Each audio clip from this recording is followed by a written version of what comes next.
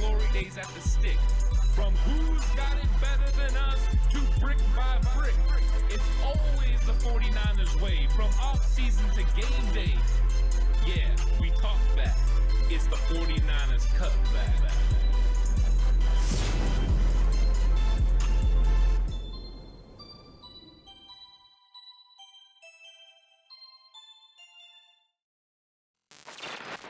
It's 49ers Cutback Podcast time. Welcome to the show. As you can see, the Horst is with me. We watched the game together, and it was somewhat frustrating, Horst. We had a lot of mistakes by the 49ers. They couldn't execute when they needed to. Of course, you had the big fumble by Jeff Wilson Jr., which I thought was a huge play in this football game.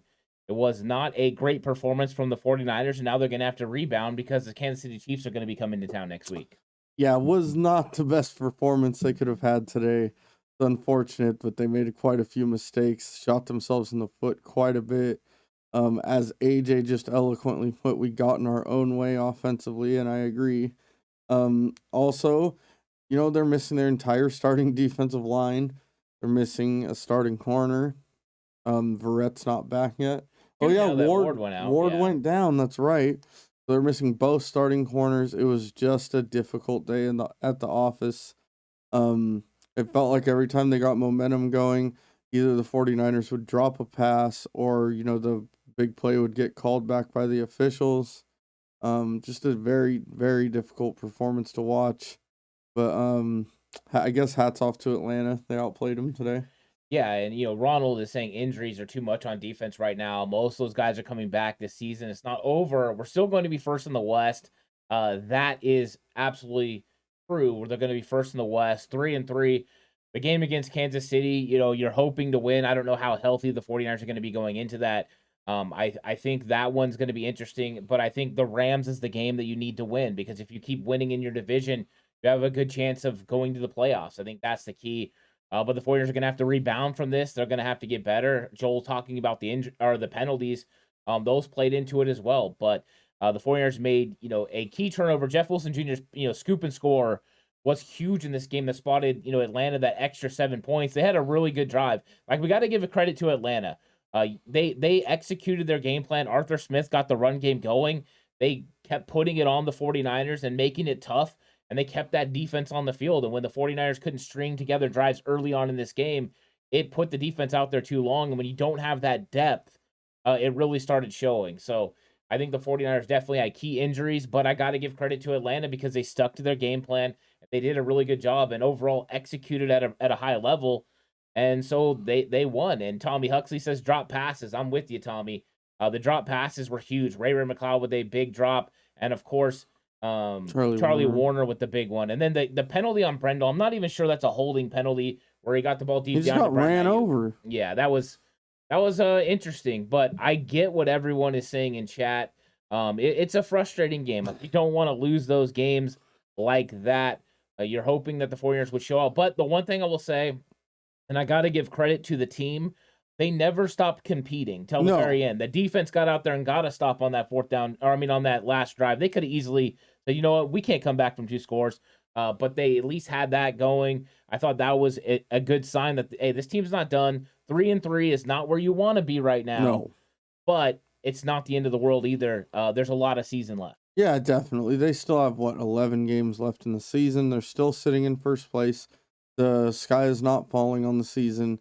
The one thing, Robert Davis, I know you're saying that the defensive depth isn't as good as we thought, but there's not a team in the league that could lose 8 defensive starters and perform the way the Niners performed today.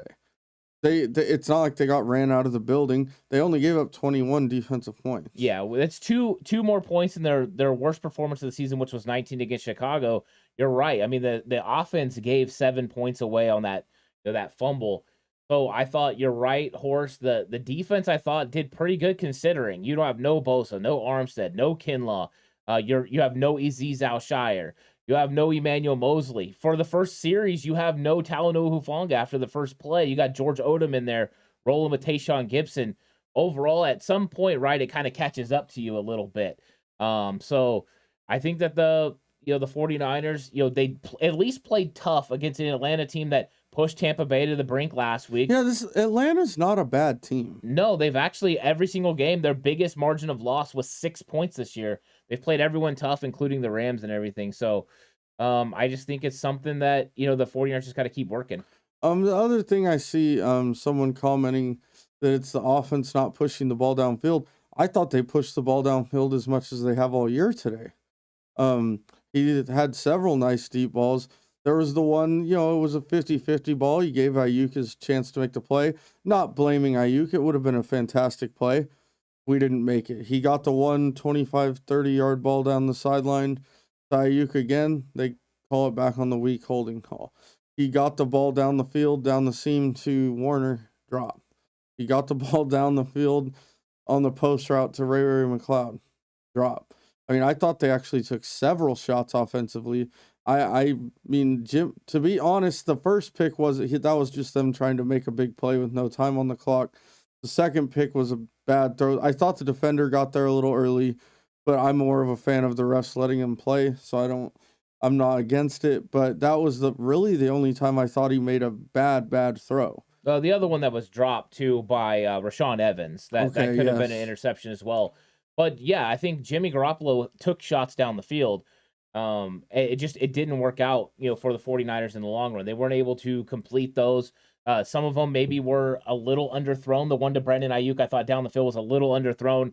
But then again, the one to Ray McLeod should have been caught. So I think it's one of those things. And that's a touchdown if he catches that. Yeah, I mean, it was right there. So it was right on the money. As Mark Schlereth annoyingly put it, you couldn't have walked out there and handed it to him in a better spot. Yeah, and Sean, what's up, Sean? How's it going? Says, this was a terrible game for us defensively. We got bullied in the run game from the jump, and our injuries are mounting. Falcons are a good running team, and Mariota's improving. That's what it was about. It was Mariota's running ability that really helped keep this game going. He had that big third down scramble where he picked up, I think it was 17 yards. I thought that was another big play in the game because that kept that drive going. The 49ers should have had a stop. Scored. But you're running man coverage at the time, and so everyone's turned and running. Once he got through, and D'Amico had brought 5 guys, bringing 5 guys, you think you're going to be able to keep him in the pocket. But then Mariota gets going, and he made a great play. And that's one of those scary things with Marcus Mariota. Mariota is a scary player with his legs, and he executed his game plan at a high level, and Arthur Smith knows what he's got. He took advantage of 11-on-11 football. When you have as many injuries as the 49ers have, those are 2s and 3s that are out there playing for you. Yeah, it was. I mean, there were guys there's games where they don't see the field at all that were playing the majority of the snaps today. I thought Womack had a little bit of a rough game today. He got beat really bad on that slant route in the end zone by Kyle Pitts. He had what was the other one? There was another big play and he dove in and Mariota kept the ball and ran outside of him. He had a tough game. But once again, I don't think that Womack is the guy they want in that spot in those situations.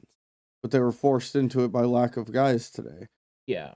And, I see what Robert's saying about Ray's a liability. But Ray had a really good punt return as well today. I mean, we got to give him credit for that. That was big, and the 49ers coming back and tying the game at 14 was McLeod making a huge move and getting all the way up there where the 49ers had a short field. So give them credit for that. I mean, in a game, these players are going to make good plays. They're going to make bad plays. What you're hoping is they make more good than bad. We've seen on that, pitch to Tevin Coleman where Daniel Brunskill misses a block. You know what I mean? So Brunskill played pretty good at right tackle overall, but that was a miss.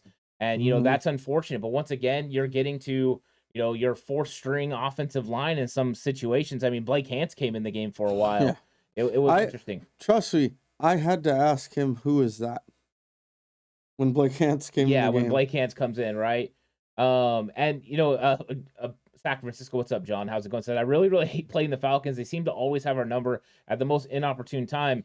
Right. I mean, last year the Niners handled this team in a big way. Now, Arthur Smith got a lot, farther along in the development of how he wants this roster to look. I thought Atlanta is going to be a tough team for everyone to play this year. The 49ers definitely could have played better. They definitely could have executed better. Atlanta executed at a high level. The 49ers didn't, and that's why I think you saw the 14-point difference in the score. So you got to keep giving credit to Atlanta, and all the while understanding that if the 49ers would have executed, they could have won this game. They're a better football team. but they definitely didn't look better today. And Atlanta looked like the better football team for the most of the game. Yeah, and I really think, to me, the biggest factor is the injuries, the guys that were out. Yeah. It really hurt them, and then the offense shot themselves a couple times in the foot, and it is what it is. I mean, it was just a tough day today. We got Robert Davis here saying that every running play by the Falcons was positive, and the stats look a lot worse because of the couple big runs by Mariota, but Algier averaged less than 4 yards a carry. What's their other running back's name? Yeah, Caleb Huntley. Huntley averaged less than 4 yards a carry. So they really didn't do a bad job of keeping their running backs in check. Mariota just broke contain a couple times. Yeah, I thought they were getting 3 and 4 yards per, that's what it felt like. It was like they were steadily moving forward. I get what Robert's saying.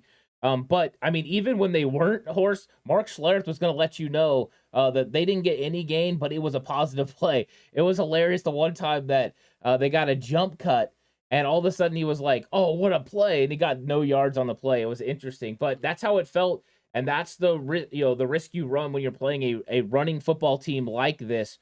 They can eventually wear on you. They can wear you down. This is my style of football. This is what I like. It's what I coached, was run the other person to death. And it does wear on a defense.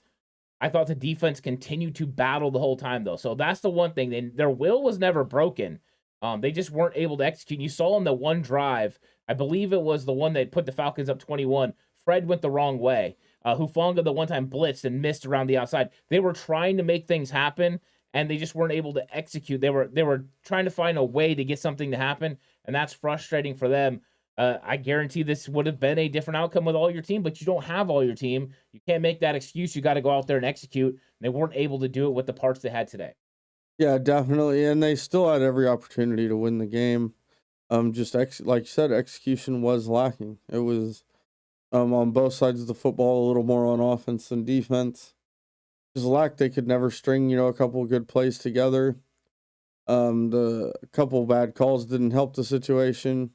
I actually thought the O-line played decent in the pass game today. I see someone asking that.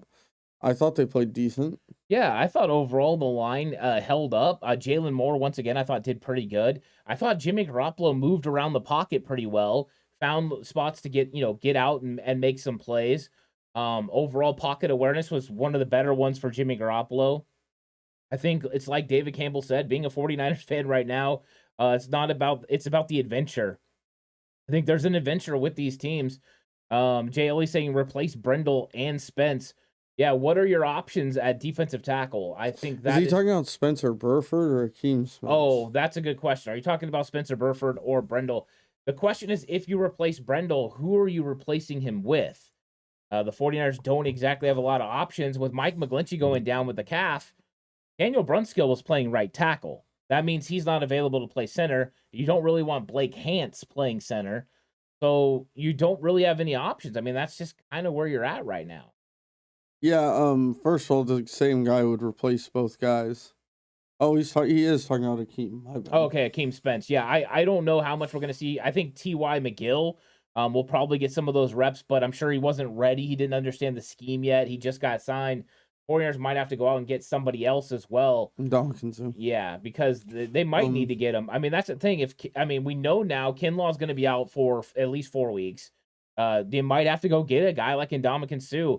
You can't let things get away from you. You got to go win the football games you can win.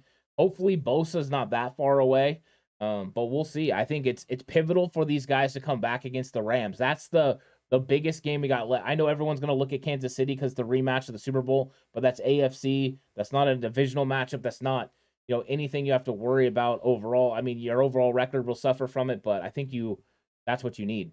Yeah, another interesting rumor that's been bandied about. Yeah. As I know that the rumors the Niners have been in on the Christian McCaffrey sweepstakes. Yeah, I did hear the Christian McCaffrey sweepstakes. What do you think about Here's that? one of the things I heard today later on. I don't know how accurate it is, that the Panthers are looking for first-round picks for Christian McCaffrey. That's going to be too rich for the 49ers' blood. They're going to be out of it. So between his salary and then what is asked for Carolina, I don't know if that's a realistic option. I think would love to have him. I just don't know how much of a realistic option that is. And I saw WTM ask earlier about Elijah Mitchell. He's going to be coming back after the bye. That's what Kyle Shanahan said to Matt Mayoko in their interview on their game plan episode. So that's the thing. It's gonna come here pretty soon. Elijah Mitchell will be back 2 more games, and then we're probably gonna have him back. Trent could be back next week. We'll see. But I think they're gonna get some of these guys back, but you still have other injuries that are kind of building up. Yeah, definitely. Yeah, I like this guy's plan to call Alex Mack. Yeah, who said it? Luke Luna. Luke Luna. Yeah, Luke actually said this in comments the other day, and I agreed. I just wonder if John Lynch has already called him. Has John Lynch already called and said, hey, Alex, would you be interested in coming back? I don't know if that's the case. I think if Mac believed the 49ers could win a Super Bowl, he would. I don't think today's performance made him believe the 49ers could win a Super Bowl. But I still think they can. And the way is you got to get healthy. You've got to win in your division. Sean is saying that as well. You win in your division, and then that's the easiest track to the playoffs, and then anything can happen. But there is some work that needs to be done. We have a guy saying Christian McCaffrey wouldn't have made a difference today, and you say stop turning the ball over. Fumble gave him 7 points. Well, if Christian McCaffrey's running the ball for Jeff Wilson there, maybe he doesn't fumble. Yeah, I don't know. And, I get what Marvin's saying here. No, agreed. Yeah, I mean... No disrespect there, No, when you're looking but... at the game overall, it's like, would he have made a difference in this game? I don't know. But you had a dynamic playmaker. You would think you'd be able to create more offense. I think that, they just never were able to get the run game going. And once they got behind the 8 ball of being behind, it was just like constant behind. They had a couple of drops in that first series of their second half when it's 14-14, or I'm sorry, 21-14. And it felt like they weren't able to get going after that. Ayuk dropped the slant. Warner dropped the deep one down the field. I think those would have been momentum pushers, especially the Warner drop. You get that ball deep down the field. Here we go. Now we're rolling. Now we can get the run game going. We can tie this game up. When that didn't happen, it afforded Atlanta the opportunity to get another really good drive going. And I thought that was another huge play in the game. By the way, 49ers faithful forever. That is the one thing I will definitely agree with. That 3rd-and-1 toss play to Coleman. Yeah, I thought that was interesting. I thought you could run up the middle there. I thought it was a poor call. Yeah, if you get the first down, great. If you don't, Jimmy Garoppolo's still undefeated on quarterback sneaks. You probably could have got it done on 4th down. I thought they were a little slow paced on that drive. I understood it with like 8 minutes left because you want to make sure you get that touchdown. And what you want to do is score before the 2-minute warning because you had all 3 timeouts. You score a touchdown, you kick off, you use those timeouts and the 2-minute warning to get the ball back and then have a chance to go tie it up. I understand the process. You don't want to speed yourself out of it. You could see Debo, Brandon Ayuk, those guys were kind of gassing as this game went in. So I don't know what's up with the conditioning and overall, but I thought, overall the team was struggling a little bit at that point. So I don't know if they were capable of going as fast as maybe we want them to. So, Dark Heart has a question for us. How badly will the Chiefs destroy the Niners next week? And I think I understand your anger and why you think that's coming, but I don't think that's coming. First of all, it depends who the Niners have and don't have next week for me to give you an honest opinion on if they can win that game. And second of all, I don't think it's going to be a bad game. I think they're going to play them tough. That's one of those games that as long as the Niners are close to healthy, can go either way. I think as far as this Dark Heart, I think it comes down to who are the 49ers going to have on the field. If they put forth the team that they have right now, and they don't have Charvarius Ward, and they don't have Nick Bosa or any of these guys along the defensive line, I think it's going to be tough to stop the Chiefs' offense. So I think that's one of those things that's going to be tough. Let's see how it plays out with the injuries during the week. Is Trent Williams back? Is Jason Verrett going to get some reps? He could potentially, depending on how his knee is, going to be on natural grass. We'll see. But yeah, the injuries are piling up, and especially on defense, that's not good. Going against a really, really good Kansas City Chiefs team. That one makes me nervous for sure, Dark Heart. And then Hugo G says, is Danny Gray in the doghouse? They started Snead over him. I know Danny Gray had an illness during the week, but was still able to ride ATVs with the rest of the wide receiver team. So, group, I'm not sure if he's in the doghouse, but they definitely did choose Snead over him. So we'll see how that develops. But would it be surprising to anyone that a rookie a wide receiver would end up in Kyle Shanahan's doghouse. Not even necessarily in the doghouse, but the fact he would trust Snead more. Yeah, and David Williams asking if Kyle was going to be on the hot seat this year. I don't think it'll be this year. Lost his starting quarterback, the guy he thinks is going to be the quarterback of the future in Trey Lance. But I think that for sure affords him a full other season. Plus, they're 3-3 right now. They're leaders in the NFC West, no matter the outcomes of the games this week. I mean, I don't think that puts you on the hot seat. David Campbell says, I have no confidence in the 49ers coming back from 2 DTs down. I know they did once today, but Jimmy is not a comeback quarterback. What's interesting about that is Jimmy has actually led a lot of fourth quarter drives. I don't think by 14 points, so I can't give you that. But he has a lot of fourth quarter drives that he's led the 49ers to victory. So I think that, I don't know if that is the case, but I know 14 downs never good for an offense, especially not good when you're going against a team that runs the football the way that Atlanta does. It shortens the game a lot. Yeah, I definitely agree with you on that one. It was just this was a team loss. Yeah, and I'm with Sean. I don't think Bosa will play against Kansas City. I think they sit him and prepare for the Rams. I think that's what they're gonna do. I think they're gonna work, because if they beat the Rams and they go up 3-0 in their division with 2 wins over the Rams, who seem to be the second place team in the division, you've got to feel really good about that buffer. That's exactly how you go about getting there. So I'm with you on that for sure. I think that's just how the 49ers have to play it right now. Win your division. That's the most important thing. Try to win against NFC teams. They lost today against Atlanta. It was an East Coast swing. It's unfortunate. You're banged up, but now you got to go and you got to handle whatever business you can. And the Rams game is going to be the next biggest one. Our words are dropping. Ghost saying, according to so-called fans, it's always Jimmy's fault. It's part of the deal when you're the quarterback. It's almost always the quarterback or the coach's fault. Is almost always people's first thought after a bad game. I gotta say something to Jen really quick. You're not wrong, my guy. Our words dropping. Man. But you know what? The overall, the 49ers didn't execute today. They didn't play a good game. But I thought, you looked at certain guys and they had moments, right? Things you could build on. I thought Jimmy Garoppolo made some deep throws. The vertical passing game is definitely something they're willing to do, which means teams have to start covering them vertically. If you start having to cover him vertically and horizontally, it will open up the middle of the field if you're able to get the run game going. I thought they didn't do a good job overall of winning consistently against this Falcons defense, because I thought it was a defense that could be had, but they didn't execute at a high level today, and they're going to have to get better in the next couple of weeks. That way they are ready to beat a team like the Rams, because you don't want to lose to the Rams, because then the Rams, get back and have a fighting chance of winning the division. Yeah, that's definitely a more important game than the Chiefs game, as irritating as the Chiefs are to me. The Rams game is much more important. In the division, they're still set up nicely.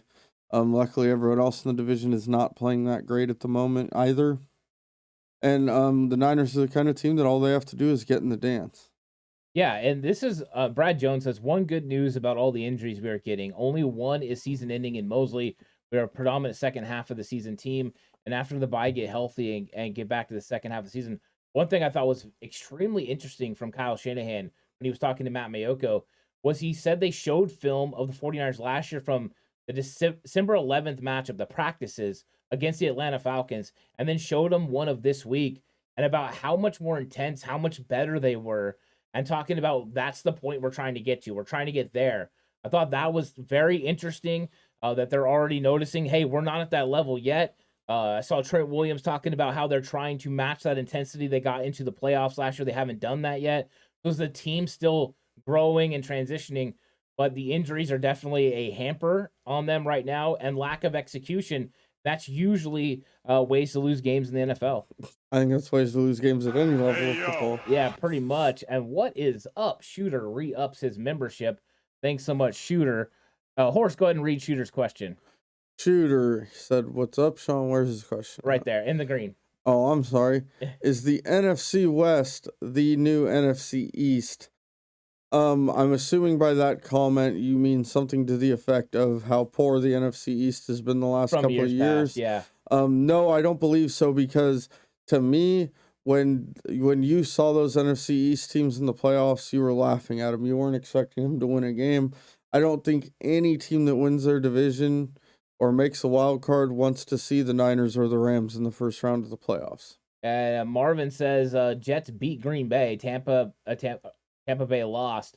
NFC is, it's not like anyone's running away with it. Maybe the Eagles, but everyone else is kind of right in the mix, right? So the 49ers are definitely not out of it. It's not like teams are pulling away. Yeah. Sean says, pure and simple, Falcons look the best they have looked, but we're building up to it and improving every game. We limped into the game with injuries mounting and still had shots to win. You're right, and that just proves how good of a football team the 49ers can be. They were not that good football team today. The Falcons did really well, and good up to the Falcons, good up to Arthur Smith, building from this young team. There you go, handle business. Yeah, I like Mr. Corey. That's a very fair point. I'm completely shocked that an undrafted career journeyman center sucks. It's a very fair point. I don't know what we were supposed to expect out of Jake Brendel coming into this season. I think we were hoping that he would perform better than he has, but he's definitely been a problem. Yeah, he is. And he's probably one of the, bottom 5 centers in the league right now, starting centers. I think that the 49ers definitely have a hole there, but how do you feel it? That's one of those things that you just don't know. Luke Luna talking about calling Alex Mack. I don't know if Alex Mack would even be interested in coming in. You don't know. Probably no centers are going to be available on the open market. I just don't know what you're going to do to fix this hole. I think the 49ers really did believe Alex Mack was going to come back for a long time. And when he didn't, that was surprising. And they got stuck. It was Brendel or Brunskill. And with Brunskill getting hurt, it was Brendel. And so it's Jake Brendel right now. We'll see if the 49ers will make a change if McGlinchey's healthy. But right now, Horst, that's what we got, right? Yeah, I totally agree. They kind of got stuck in a bad situation there. Marvin Rose, I do agree with you. There was no quitting the team, as Ant mentioned earlier. Yeah. And that was always good to see. The coaches definitely aren't losing this team. It's not one of those situations. They played hard the whole game. There's a difference between lack of execution and lack of effort. Yeah, and yeah, exactly. And Trey Sears comes in with "Let's go Falcons." If you're a Falcons fan, your team played really good. Hopefully they can continue it for your sake and for their sake. Good running game today, solid defense, which the defense hadn't showed up in recent memory. So big ups to you, and hopefully your team continues to win football games. They're pesky. WTM says, Coach Ant, as the season goes on, can you see why Trey Lance is still QB1? I don't want to put this one on Jimmy. Did I think Jimmy had a couple of errors? Yes. But I think what Trey did and what Jimmy did are completely different. Trey leaves you an 11-on-11 football, which puts more pressure in the run game, so that can influence it that way. But I think that I want to take a wait-and-see approach, but I've always thought that Trey Lance was quarterback 1 this year. I don't think I need anything to show me why he was going to be quarterback 1, but I'm not going to talk about that really a whole lot because Trey Lance can't play this year. You know what I mean? He's not going to play till next year. So no, there's no point arguing about that. Yeah, but I get what you're talking about, WTN. And Anthony says, I thought it was funny how the announcers say that Zach Wilson, a rookie, a half year of NFL experience, but Trey Lance has only 5 games. The best Trey gets no excuses. Solid point. Luke Luna, what is up, Luke? Luke with the super chat. Always appreciate the super chats coming in. Let's read what he had to say here. Default settings with some fans are fire the coach, bench your starters. We suck. Being objective fan is like being a Deluxe model for viewing the game. So thank you for the super chat, Luke, talking about fans maybe being a highly critical of their football team. It's the fanatic in some people. You know what I mean? I honestly struggle with the overreaction. Not that people do it, but I said myself, I don't overreact. But I think that's from experiences of coaching for so long. Yeah. You don't have the opportunity to do so because you have to ignore that play and get right back into it. If not, you lose your game, lose your opportunity. So I get some fans, they get really exuberant about it and they're entitled to do so, and others don't. Others are objective about it, and that's fine. All ways of watching are okay. It is interesting how many different ways of being a fan there are. Yeah, and it's okay to be any kind of fan. I think it's fun to get invested in something like this. Yeah. Lose yourself for a few hours a week getting invested in this.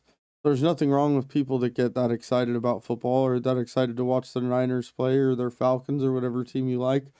But yeah, sometimes you got to remember, just relax. The long season, and I still think this is a playoff football team. I think a lot of people would agree with that. Yeah, and Sean has a good question here. How long will Trent be out and Armstead? With Trent Williams, I believe we could hear him start practicing this week. I think he has an outside chance to play against Kansas City because it's the natural grass. But I think I wouldn't be surprised if it's not until the Rams. But I think Trent wants to get out there. It was last week at the Panthers. He was working out before the game. I didn't hear if he worked out this week on the field again. I would expect that he did. So I think Trent Williams is getting back. We'll see what happens there. And then the 49ers can make a decision about right tackle. But I don't know if they'll work him back in or if they'll kind of just, wait. Hey, you know what? We'll wait because the Rams game is so important. And WTM with a $1.99 super chat says, Coach Ant, give us 3 positives from this game. Positive number 1, the team never quit. They played the entire time. The defense studded up at the end of the game and got a stop when they needed to. That's number 1. Number 2, Jimmy Garoppolo continued to take shots down the field. Even if they're not successful, they make defenses be willing to play deep. Number 3, the 49ers, Brandon Ayuk got it going today with 2 touchdowns. That is a good sign because that way if teams start to focus on Deebo Samuel, you can go to Brandon Ayuk and he can make plays. Did Ayuk have a drop? Yes. But I thought Ayuk played really well today. I thought he executed. I think those are 3 just easy positives. And there's a lot more positives that go into this as well because guys kept playing tough the entire time. And so I think that you just there is positives and there's negatives with every single game. Just hopefully the positives outweigh the negative. They didn't today. Maybe they will next week. Yeah, exactly. I agree with you. Marvin says good chance of them being bad next week. Probably. Sean says, will JV be activated this week? I think he could be. As long as he feels good on Wednesday when they go through practices, natural grass, I think he could be activated. I don't expect him to get a lot of time against Kansas City, but getting a couple series here and there to let him get his legs underneath him. They're working towards him coming back. Probably for the Chargers is when we could expect to see him get into a starting lineup sort of situation. Yeah, definitely. Where was the one I just saw? Hugo G. Yes, Drew Dahlman is the son of Chris Dahlman. Yeah, that's true. And Luke, thanks so much for asking everyone to give us some likes. I really appreciate that for sure. Anyone that hasn't, and you're watching this, if you could give it a like, subscribe to the channel, that'd be really big. Really appreciate all the support. So Mr. Corey threw in 3 more positives, so that means there were at least 6 positives from this game. And I agree with you, Mr. Corey. Those are all very positive things. Yeah, Mr. Corey comes with Aaron Banks, continues to play well. No more major injuries, and Drake Jackson. Jackson's speed is on display. We were laughing the play that Drake Jackson runs down Mariota, and you see Kerry Hyder running behind. And I said to Horse, I'm glad Drake Jackson's there because I saw this story in 2020, and Kerry Hyder never catches the quarterback. No, he does not. But Drake Jackson with that elite speed, and I like what they did, putting Samson Ebukam and Drake Jackson inside. They ran the stunt. Jackson got guys to go inside. Ebukam got around the corner. I felt like he was held. But when Mariota did get free, Drake Jackson ran him down. That was a huge play for that 49ers defense at the time. But yeah, it's still exciting to see Drake Jackson's athletic ability on display. Yeah, I don't know that Jordan Mason would be a lot better than Coleman and Wilson. I don't know. What I do know, and that's Gallo 209. What's up, Gallo? How's it going?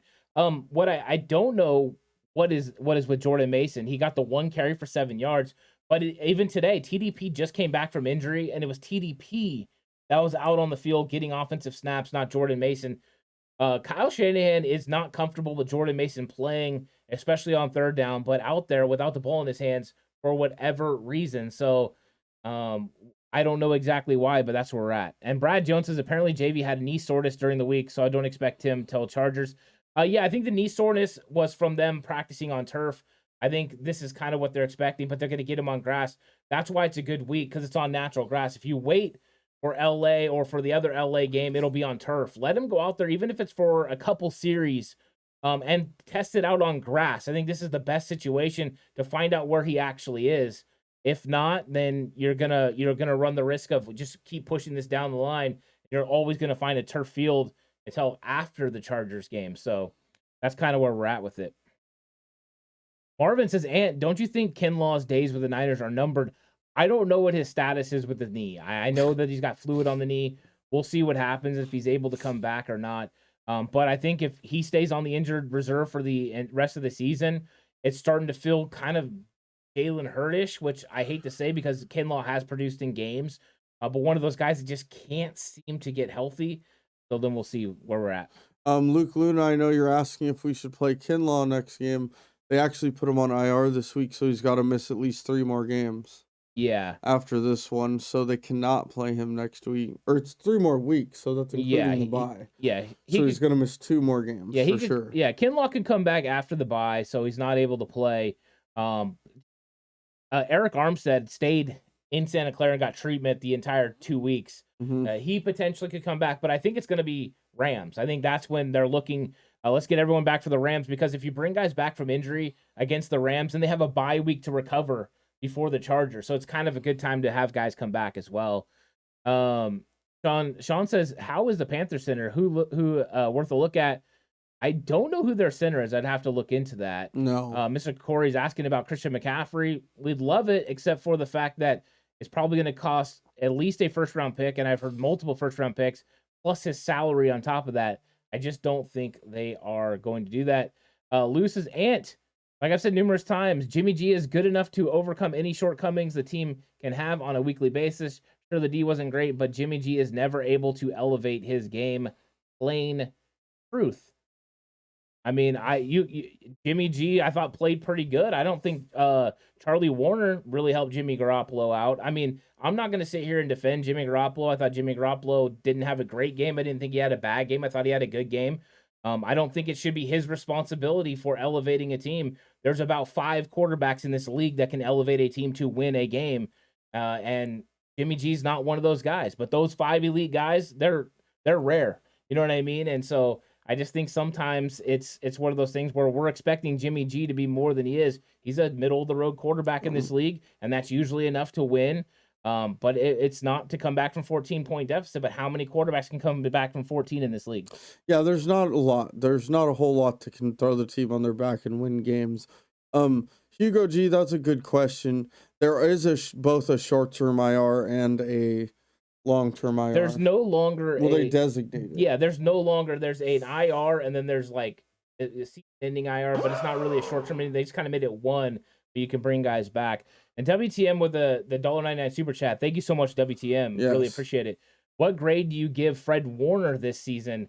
I'm giving Fred Warner a B. I think he's still putting guys in the right situations. He's still coming up and making tackles. So I don't really have a problem with Fred. I thought he's done pretty good. He hasn't been like all pro Fred caliber. His coverage skills has his best coverage skills of the entire season. His coverage average is really good. So, and you know, and then Ernest says, how high was Kinlaw drafted? How many years was he played? How many games has he played? How long has he been out? He was drafted first round, 14th overall. This would be his 3rd season, but he didn't play last year. Yeah. And I'm not sure of the number of games missed, but he missed all of last year. He did miss a couple his rookie year, and now he's missed most of this season so far. Yes, he's been a significant injury problem so far. Hopefully he can get healthy, because when he is playing and is healthy, he's an impact defensive lineman in this league. They could really use him. Yeah, Mr. Corey says Christian McCaffrey's salary is only $1.03 million this season, not guaranteed after this season. You are correct. However, if you are trading a first-round pick for Christian McCaffrey, you are taking on all of his salary. You want him for the remainder of his contract. You are not doing a 1-year deal for a first-round pick for a running back, in my opinion. I don't think that is a very smart and shrewd business, but we'll see. Anthony says, Ant and Horst, what are the Niners going to do at the trade deadline? And what trade would catch you off guard if they did it? You want my honest opinion?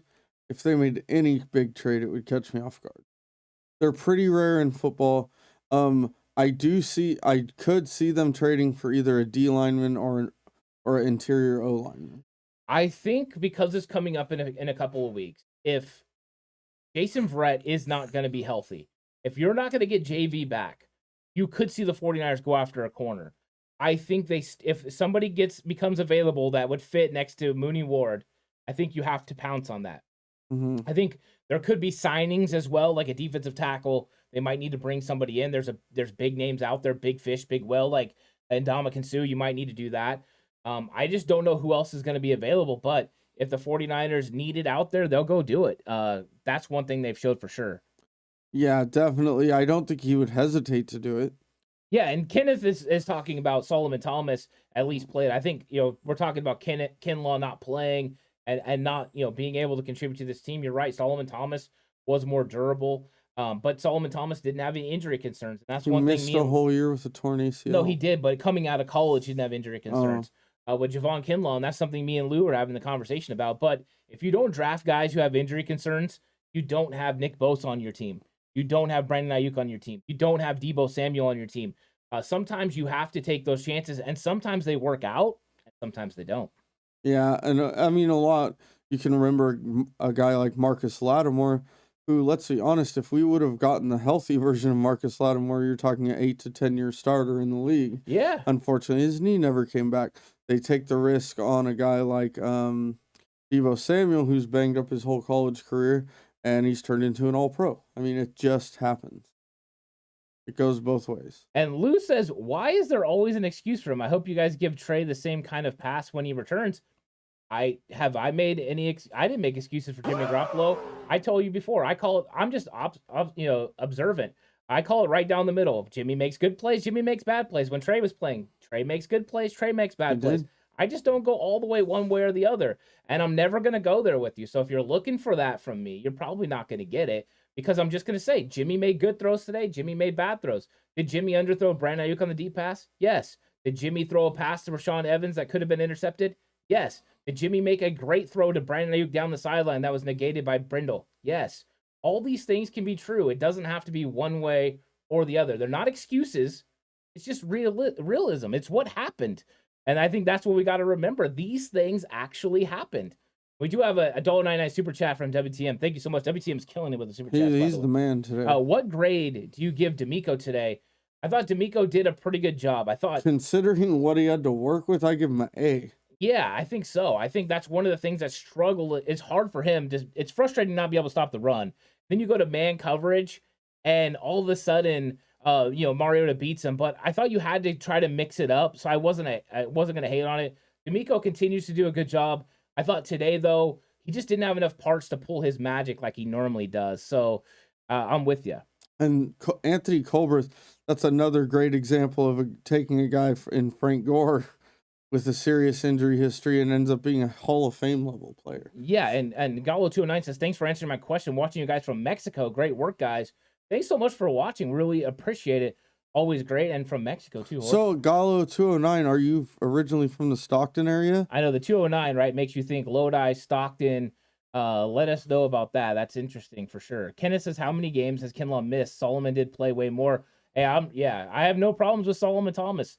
I wasn't really a hater of him. If you took Solomon Thomas and moved him to the 2nd, 3rd, 4th, 5th round, he's a solid player. Right. I don't think anyone. He just never became a game record. Yeah. Lou is saying I'm touchy about Kinlaw. I wasn't talking about Kinlaw, but that's fine. People can say what they want. And Modesto for Gallo. Okay. Well done. Okay. Yeah. No, I'm not touchy. I'm just realistic, right? Kinlaw hasn't played. What have I said that's not realistic about I think Kinlaw? I went deeper into defensive Kinlaw than you did. Yeah, Kinlaw, I've said Kinlaw's hurt. He's not helping the team. I even said earlier, I don't know if Lou was in here when I said it, at some point, right, if he's not able to come back, you have to see him as a Jalen Hurd didn't work out player. Mm-hmm. I think, isn't that pretty clear? Hopefully. I thought you made it clear. Yeah. But I think, Luke, I love it, wanting the perfect QB in round 1. And unfortunately, it's very hard to find the perfect QB in the draft.